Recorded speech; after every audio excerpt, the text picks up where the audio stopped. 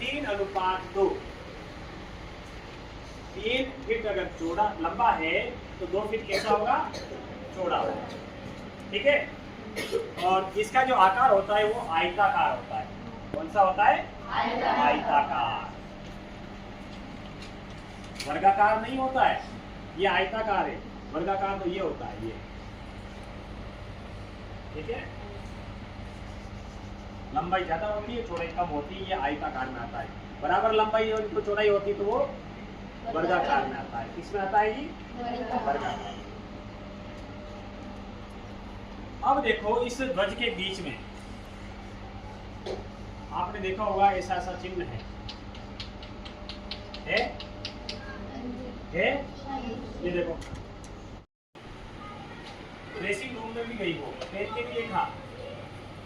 बाहर आके जब उसकी माँ ने उसके पिताजी ने पूछा तो उसने कहा कि नहीं पिताजी मेरे को पसंद नहीं आया, कि नहीं बहुत लॉन्ग है।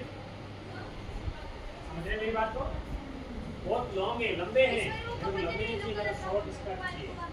यानी मेरा कहने का ये मतलब है कि जैसे जैसे हमने हमारी संस्कृति को छोड़ा वैसे वैसे हमारा पतन होना प्रारंभ हुआ। अब उस समय वो दो पूरा दृश्य मैं और दिनेश जी देख रहे थे। मैंने कहा देखो कैसा जमाना आ गया। एक समय था कि कितना शालीनता से ड्रेस पहनते थे और वेशभूषा कितनी बढ़िया होती थी।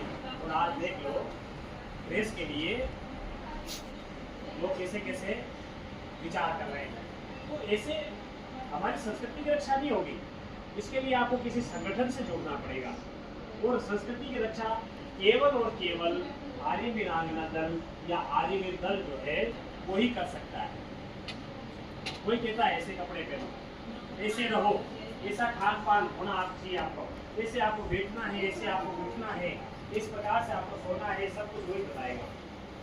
तो इसलिए हमारी पुरानी जो संस्कृति है, जैसे हमारे दादाजी हमारे परदादाजी रहते थे, उसी प्रकार से रहना जो है सिखाता है ये संगठन। और ये पहला जो है आपका वो संस्कृति रक्षा में आता है।